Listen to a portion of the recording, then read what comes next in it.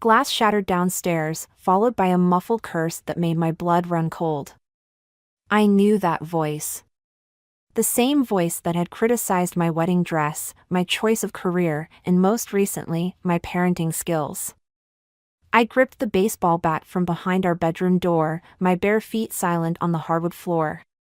Charlie slept peacefully in his room, unaware that his grandmother had just broken into our house at 3 in the morning.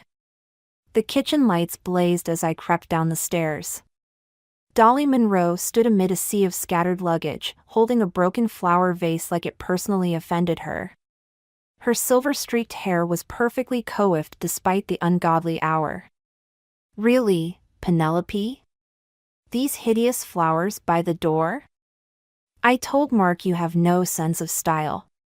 She dropped the broken pieces into the trash without a hint of remorse. Where's my son? What are you doing in my house, Dolly? Don't be dramatic. I'm moving in. She wheeled another suitcase through the doorway.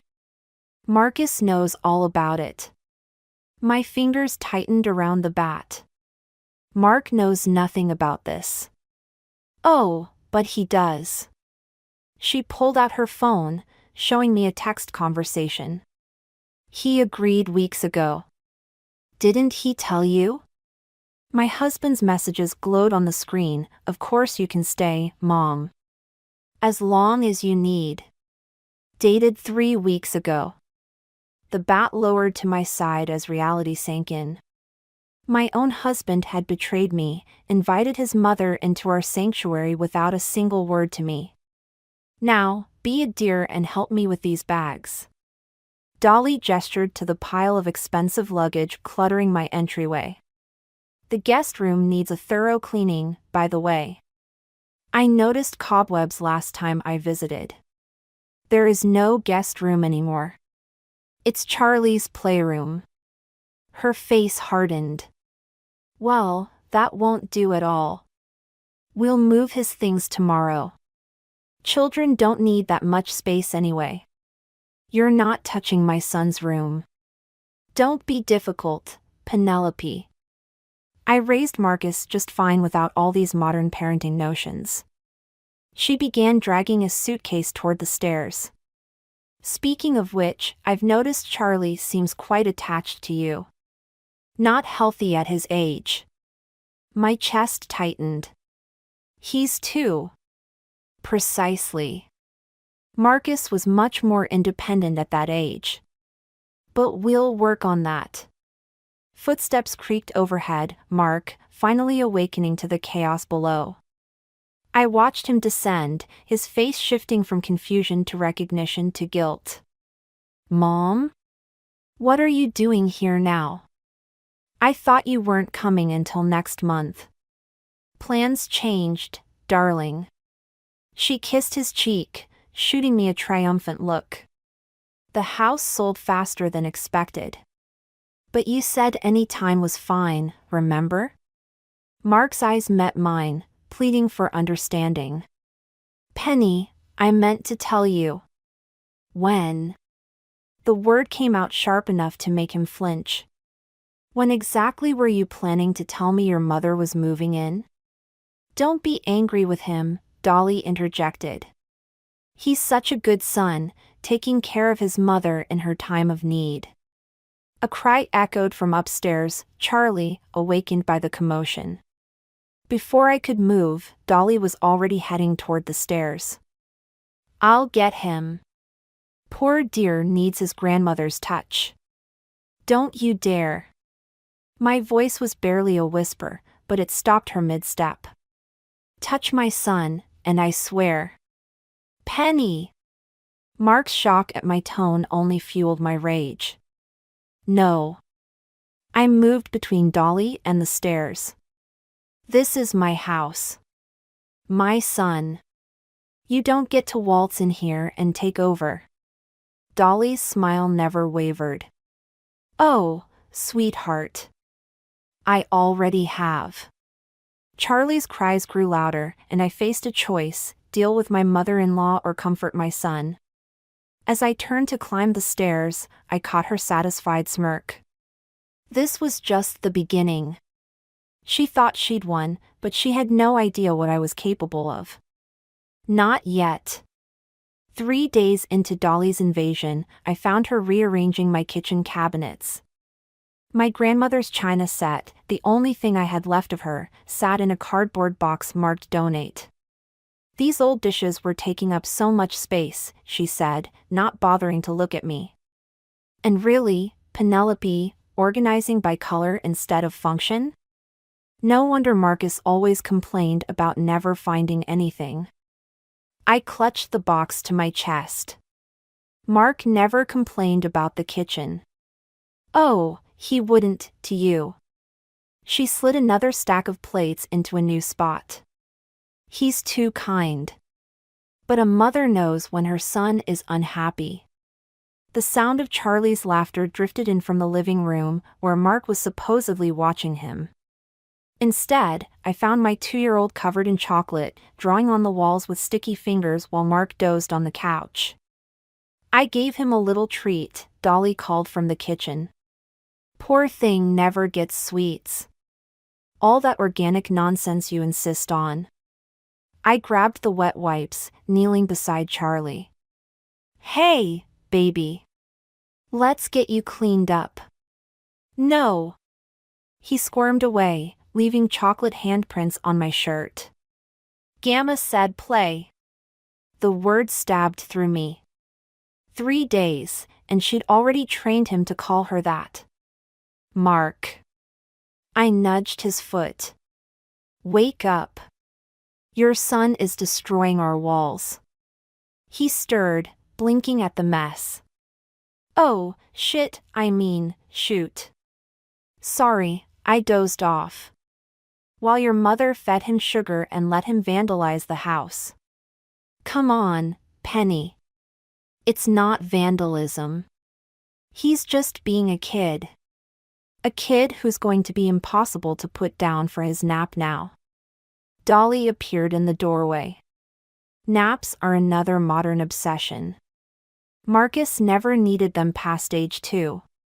Well, Charlie does. I lifted my squirming son. And he needs structure, not sugar and chaos. Structure? She laughed. Is that what you call your rigid little schedules? Children need freedom to explore. Mom, Mark started, but she waved him off. I'm only trying to help. Heaven knows you both need it, working such long hours. Which reminds me, I've been thinking about the guest room situation. There is no situation, I said. You're not taking Charlie's playroom. Actually, Mark cleared his throat. Maybe we should consider it. Just temporarily.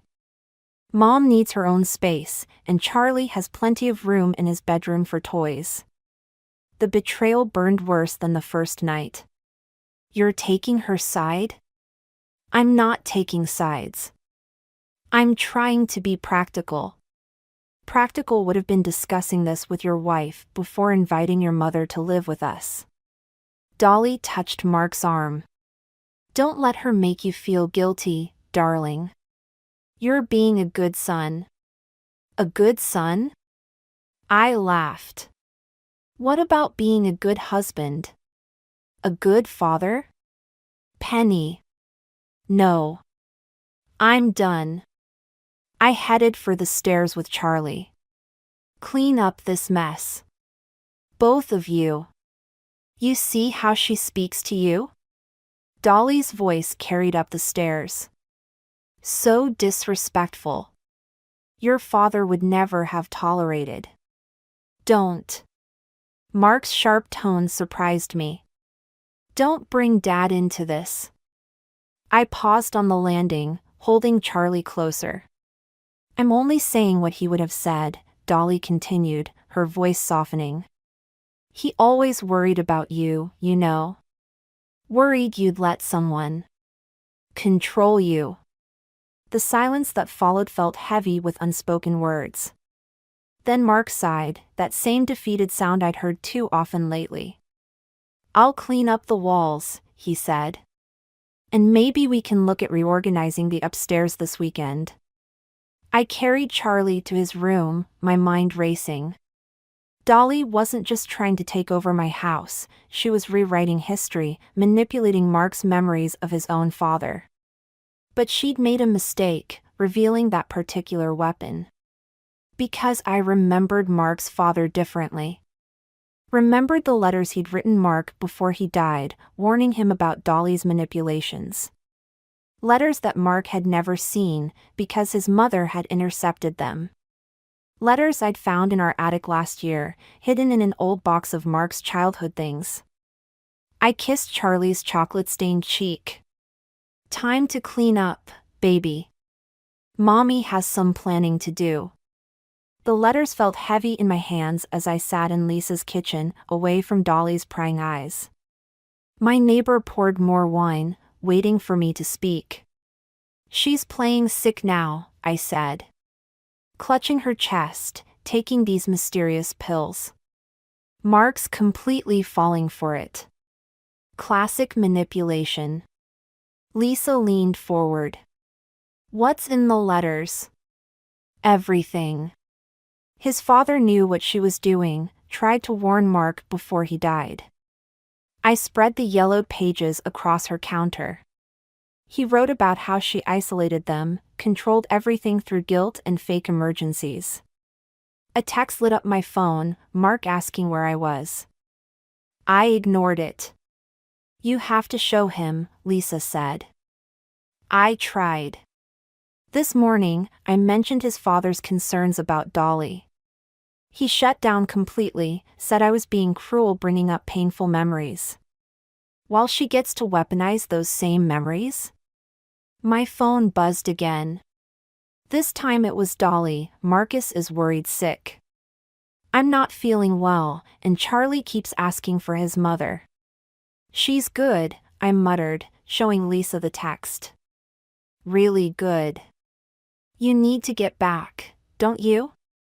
I nodded, gathering the letters. Thanks for the wine. And the sanctuary. The house was quiet when I returned, too quiet. I found Mark in the kitchen, his face grave. Where were you? He asked. At Lisa's. I needed a break. While Mom was having chest pains? My stomach clenched. What? She could barely breathe, Penny. Charlie was crying, and you weren't here. I was gone for 2 hours. The doctor's coming tomorrow. He wouldn't meet my eyes. Mom thinks the stress is making her condition worse. What condition? She's never mentioned any condition before. Because you never bothered to ask. His outburst startled us both. You've been hostile since she arrived. Maybe if you tried to understand. Understand what? How she's systematically taking over our home. Undermining every decision I make about Charlie? She's trying to help. No, she's manipulating you. Just like she always has. His face hardened. You don't know anything about my mother. I know your father tried to warn you about her. Don't. He wrote you letters, Mark. Letters she hid from you. Stop it. He turned away. I'm not having this conversation. From upstairs, Dolly's voice carried down, Marcus? I'm feeling quite faint. He rushed past me without another word. I followed, reaching the top of the stairs in time to see Dolly swooning dramatically on the landing, one hand pressed to her heart. Maybe we should go to the hospital, Mark suggested, supporting her. No, no. She patted his arm weakly. I just need rest. And perhaps if things were calmer here. Her eyes met mine, triumphant despite her performance. I'll make you some tea, Mark said. Such a good son. She smiled. Oh, and Penelope? Charlie's toys are everywhere in that playroom. I nearly tripped. We really must do something about that space. I watched them disappear into her temporary room, the room she was systematically turning permanent. Through the partially open door, I heard her murmuring to Mark. I hate to say it, darling, but I'm worried about Penelope. These accusations, the hostility. It reminds me of your father's sister. You remember what happened to her? Mom, please. I just don't want history repeating itself. Especially with Charlie so young. I backed away, my hands shaking. She wasn't just trying to take my home or undermine my marriage. She was laying groundwork, planting seeds of doubt about my stability, my fitness as a mother. In Charlie's room, I found him sleeping peacefully, clutching the stuffed elephant I'd given him. Dolly had tried to replace it with a new toy, but he'd refused. My small victory. I touched his soft cheek, making a decision. The letters weren't enough. I needed more, concrete evidence of her manipulation, her lies. And I needed to move fast, before she convinced Mark I was the threat to our family's stability. Sweet dreams, baby, I whispered. Mommy's going to fix this. Whatever it takes. I found the papers in Dolly's purse while searching for her supposed heart medication. Instead of prescription bottles, I discovered legal documents, a deed transfer form for our house. Already filled out with Mark's signature line highlighted in yellow. My hands trembled as I photographed each page with my phone. Through the bedroom window, I could see Dolly in the garden with Charlie, teaching him to pull up my carefully planted herbs. Weeds, she'd called them yesterday. This garden needs a proper English layout. The front door opened downstairs. Mark, home early. I slipped the papers back into her purse, exactly as I'd found them. Mom? His voice carried upstairs. Penny? I met him in the kitchen, where he was frowning at a stack of mail. Why is there a letter from the bank about refinancing? He asked. What? He held up the envelope. Did you apply for a loan without telling me? I've never, the realization hit like ice water. Show me that. The application was in both our names, with forged signatures and inflated income statements. My stomach lurched when I saw the requested amount, enough to buy out my share of the house, if someone were planning to force a sale. Mark, I didn't do this. Then who did? His voice had that edge now, the one that appeared whenever he thought I was attacking his mother. Because it wasn't me, and Mom's been too sick to. Sick? I laughed, the sound harsh even to my ears. Go check her purse. See how many heart medications you find. Stop it. Just stop. He rubbed his temples. First the accusations about Dad's letters, now this? What's next? Are you going to claim she's trying to steal the house too? The irony burned. Actually. Marcus? Dolly appeared in the doorway, supporting herself on the frame.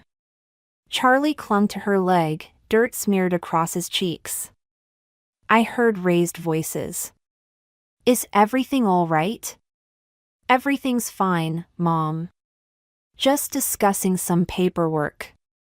Her eyes flickered to the loan application, then to me. A slight smile touched her lips. Gamma stay forever? Charlie asked, and something in me snapped. I grabbed my phone, pulling up the photos. Look at these, Mark. Really look. What are you? Your mother's been planning this from the start. The deed transfer, the loan application, she's trying to take our home. Dolly swayed dramatically. Oh, Marcus, she's doing it again. Just like this morning, making these wild accusations. I have proof this time. I thrust the phone at Mark. She's not sick. She's not helpless. She's... Enough. Mark's shout made Charlie jump. I can't take any more of this paranoia. Mom's right, you need help. Help? The word felt like ash in my mouth. I've been reading about postpartum psychosis, Dolly said softly. It can appear months or even years after. Don't you dare. I stepped toward her, but Mark moved between us. Penny, you're scaring Charlie. Our son was crying now, still clutching Dolly's leg. She stroked his hair with practiced concern. Perhaps I should take him upstairs, she suggested. While you two talk? No. I moved to grab Charlie, but Mark caught my arm. Let her take him, he said. You're not thinking clearly. I watched helplessly as Dolly led my son away, her limp magically more pronounced. The moment they disappeared upstairs, I wrenched free from Mark's grip. She's going to take everything, I whispered. And you're helping her do it. I'm trying to help you. He reached for me again, but I backed away. We can find someone for you to talk to, get you the support you need. Support? I grabbed my keys from the counter. I'll show you exactly what kind of support I need. Where are you going? To get my son back. I headed for the stairs. And if you try to stop me, I swear I'll. You'll what? His voice was cold now. Prove everything Mom's been saying about your stability? I froze, understanding finally hitting me. This was her masterpiece, turning my own husband against me, making my desperate attempts to protect our family look like madness. You're right, I said quietly. I need some air. Just a walk to clear my head. He relaxed slightly, believing he'd won. But as I walked out the door, I wasn't heading for a casual stroll. I was going to war. Lisa's laptop glowed in the darkness of her kitchen as we scrolled through years of Dolly's social media history. Empty wine glasses and scattered papers surrounded us, bank statements, property records, old newspaper clippings. There, Lisa pointed. 3 other houses in 5 years. All belonging to widowers or divorced men with children. And she lived in each one until the families fell apart. Lisa clicked through the photos. She's done this before, Penny. Multiple times. My phone buzzed, another message from Mark, come home. We can talk about this. And then, Mom's worried about your state of mind. He's already talking about psychiatric evaluations, I said. Dolly's convinced him I'm having some kind of breakdown. Then we need proof she's done this before. Lisa opened another tab. Look, this woman posted warnings about her years ago. Caroline Bennett. Her father almost lost everything. A sharp knock at Lisa's front door made us both jump. Through the window, I saw Mark's silhouette. Hide this, I whispered, helping Lisa clear the evidence. He can't know what we found. Mark's face was tight with concern when Lisa let him in. Charlie's been crying for you. I needed space to think. About what? Running away? Taking our son? He stepped closer. Mom found the packed bag in your closet. The bag I'd never packed. The trap I should have seen coming. Mark. She's right, isn't she? You're not well. Your mother is a predator. The words burst out before I could stop them. She's done this before, to other families. I can prove it. More conspiracy theories? He shook his head. This is exactly what she warned me about. asked Caroline Bennett. I grabbed my phone, pulling up the social media post. Or David Thompson's family. Or. Stop. He held up his hand. Just stop. Come home. We'll get you help. I'm not crazy.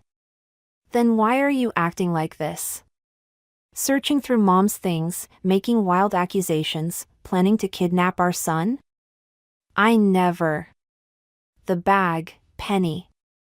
Packed with Charlie's clothes and your passport. Lisa stepped between us. Mark, maybe you should listen. Stay out of this. His voice hardened. You're only encouraging her paranoia. My phone chimed again.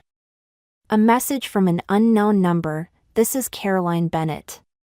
Lisa reached out. We need to talk about Dolores Monroe. Hope flared, but I kept my expression neutral. Fine, I said. You're right. I need to come home. Mark's relief was painful to watch. Thank you. Mom suggested we talk to Dr. Phillips tomorrow. Whatever you think is best. I touched his arm, feeling him relax further. I just need to use the bathroom first. In Lisa's bathroom, I quickly typed a response to Caroline, tell me everything. Recording all conversations from now on. Then I deleted the messages and turned on my phone's voice recorder. If Dolly wanted to play games with reality, I'd give her exactly what she wanted, a seemingly unstable daughter-in-law. Slowly surrendering to her manipulation. Let her think she'd won. Let her get comfortable. Let her slip up and reveal her true self, just like she had with the others.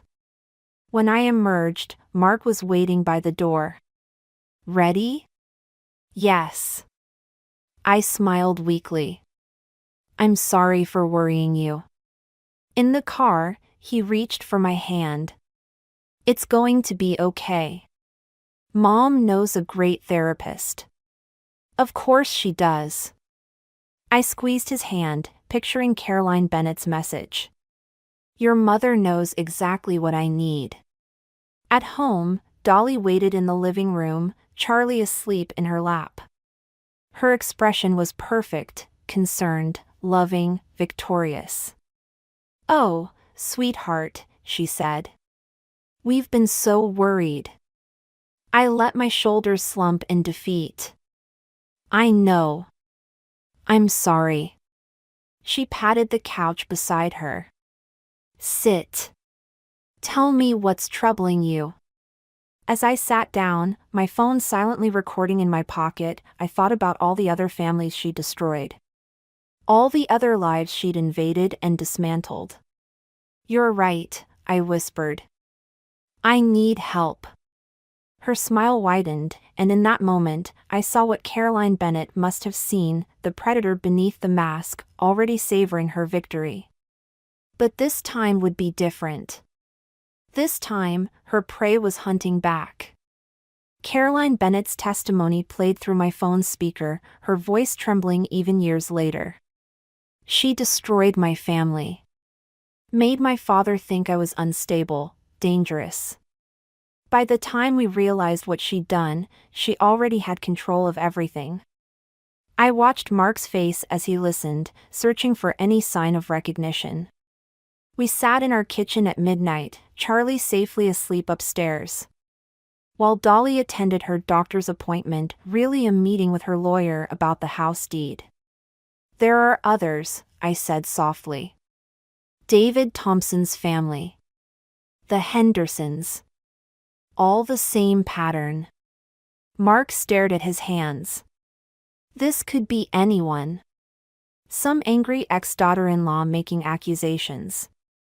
Check the dates. The properties. It all matches. You've been investigating my mother? His voice hardened. Working with these strangers to build some case against her?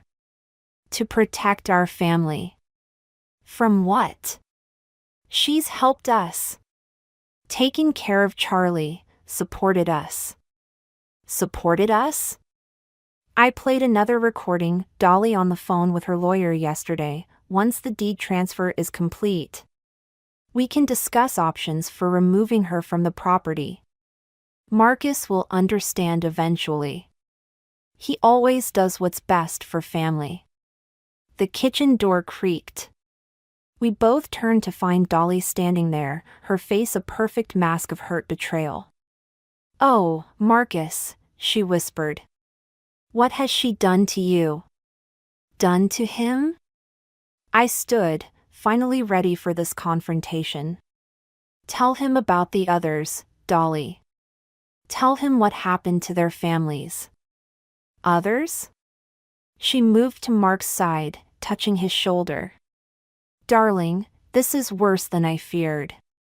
She's created an entire conspiracy." "Stop lying." I thrust my phone forward, playing Caroline's testimony again. "Your name is on all the property records.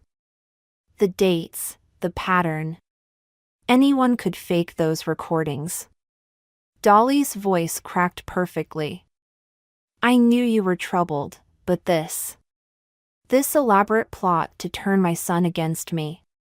"Plot?" I laughed. "Like the planted bag in my closet? The forged loan documents?" "What documents?" Mark asked. "The ones that disappeared from her purse after I photographed them." I reached for my phone again, but the screen was black. Dead battery. "No, no, no." "Sweetheart," Dolly said to Mark, "remember what Dr. Phillips said about paranoid delusions? The elaborate stories they create?" "I'm not," I stopped, seeing Mark's expression. "You've already been talking to doctors about me?" "We had to," he said. "Mom's been worried." "Of course she has." I backed away from them both. "She's been planning this from the start."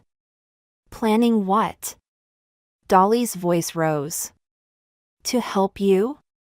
To support this family while you spiral further into these dangerous fantasies?" "Mark, please." I grabbed his arm. "Call Caroline Bennett. Talk to the others. Just investigate." He pulled away. "I did investigate. That number you gave me? It's disconnected." "The property records?" "Mom never owned those houses." "I checked everything, Penny.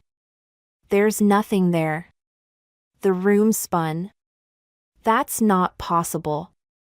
"Lisa saw." "Lisa enabled you," Dolly said gently.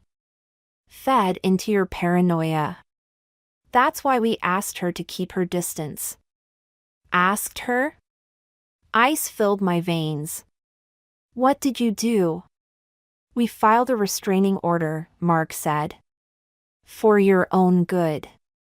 She was making everything worse. I ran to the window. Lisa's house was dark, empty. "Where is she?" "Visiting family," Dolly said. "She understood it was best to give you space to heal." My last ally, gone. My evidence, erased. Even the photos on my phone, I checked again, hands shaking, deleted during the battery death. "I've arranged everything," Dolly continued. "The facility has an excellent reputation. Very discreet." "Facility?" The word barely came out. "Just for a few weeks," Mark said. "Until you're better."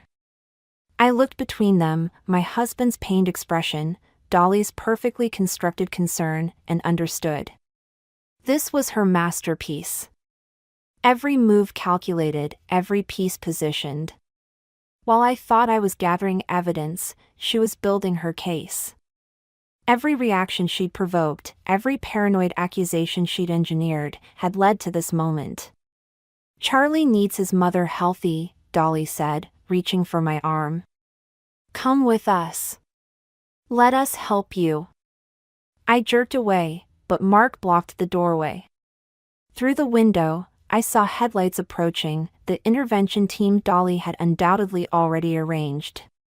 My son slept upstairs, unaware his mother was about to disappear. Just like Caroline Bennett's family. Just like all the others. Game over. Dolly had won. Or had she? The intervention team never made it through the door. Instead, they found Caroline Bennett herself standing on our porch, flanked by 2 police officers and a silver-haired man I'd never seen before. "Hello, Dolly," the man said. "Remember me? James Thompson. David's brother." Dolly's mask slipped for just a second. "Marcus, call security." "Security?" Caroline stepped forward. "Like the private security firm you hired to intimidate me? The one that's now under investigation?" Mark looked between them, confusion breaking through his certainty. "Mom?" "Don't listen to them," Dolly grabbed his arm.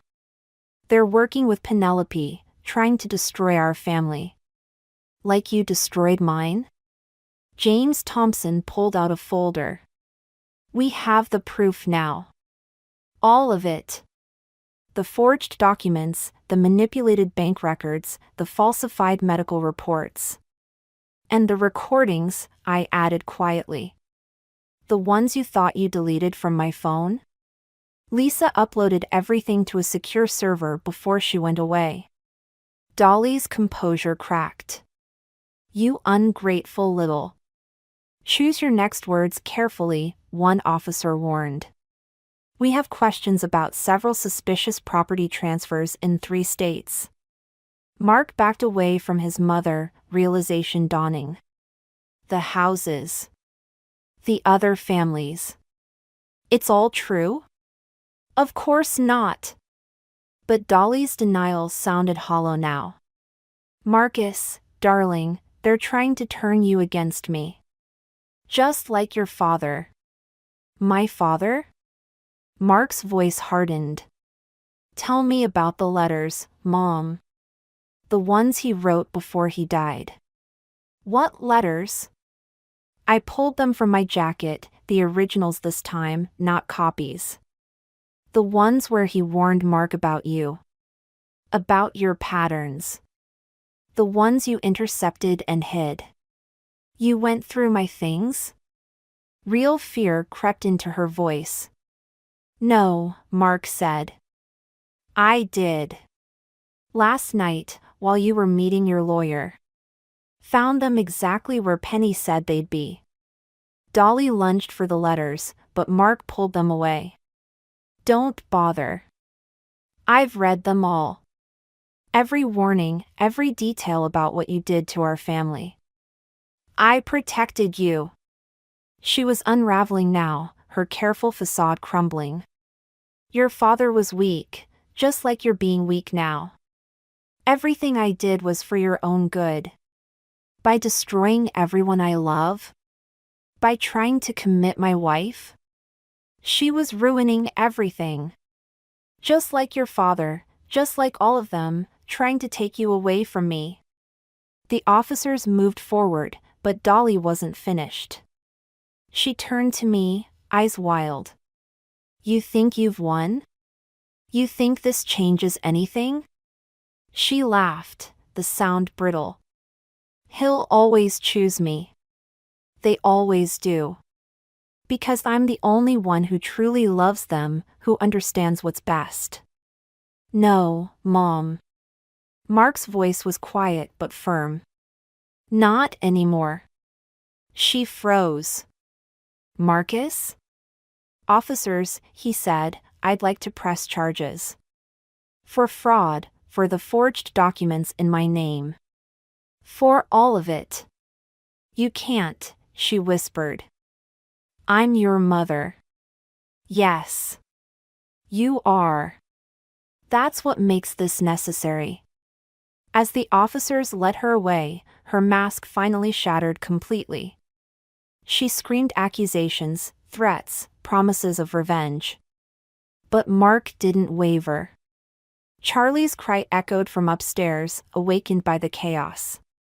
Mark started to go, but I caught his arm. Wait. I met his eyes. Are you sure? About all of this? He looked at the letters in his hand, then at Dolly being placed in the police car. I should have seen it sooner. Should have believed you. You saw what she wanted you to see. We all did. He touched my cheek, grief and determination warring in his expression. I have to go with them.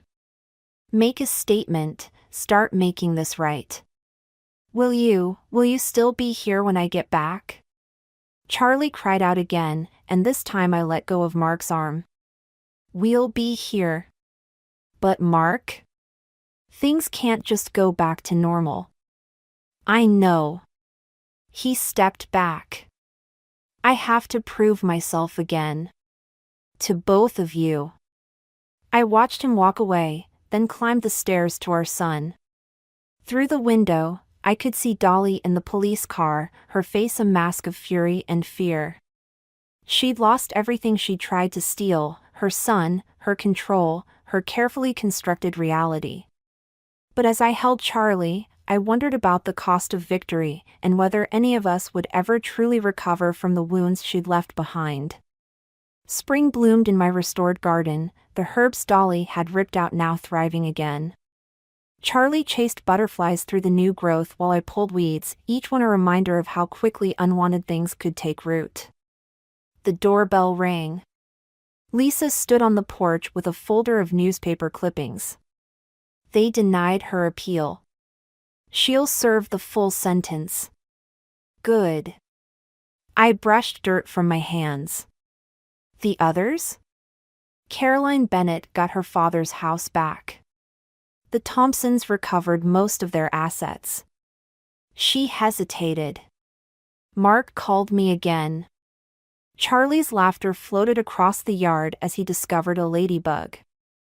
I focused on that sound, not the ache that still accompanied his father's name. He's in therapy, Lisa continued. Real therapy, not the kind Dolly arranged. He wants to know if you'll consider. I can't.